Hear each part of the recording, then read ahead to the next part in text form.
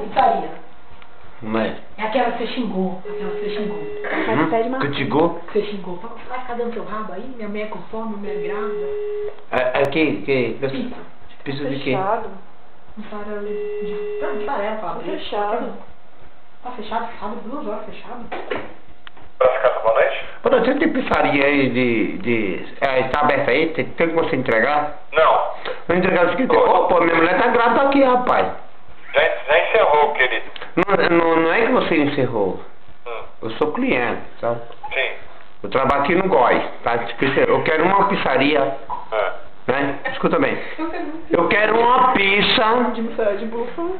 Uma pizza catupiry com frango assado. É catupiry com frango assado. Tá, a Camila tá grávida aqui, né? Catupiry com frango assado. Vem? Aqui é Higienópolis, aqui em Higienópolis. Onde fica em Higienópolis? A Mariana, você conhece a marca São Vicente aqui? Conheço não. Conhece não. Vem cá, mas você conhece aqui a São Cecília? Santa Cecília? É. Mais ou menos. Mais ou menos aqui na Rua das Palmeiras, né? Você manda uma pizzaria catupiry com frango assado. Sem pena. Bom, como é que é o nome da rua mesmo? A Rua dos Palmeiras, altura 2010. Rua dos Palmeiras, altura de 2010. 2010. 2010, tá bom. Olha, você sabe, uma pizza, o que? Ô, nega, você quer o quê? Com mussarela de rúcula. Como é que chama? Com cula. Pizzaria com cula, você conhece? Tomate seco.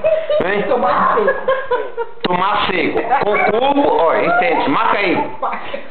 É uma pizza com cubo, com tomate seco, com frango espenado. Altura 2010. É dinheiro ou cheque? O senhor que me dizer que tem dinheiro, chefe. O total vai dar quanto aí? São 2 pizzas, né? São 2 pizzas.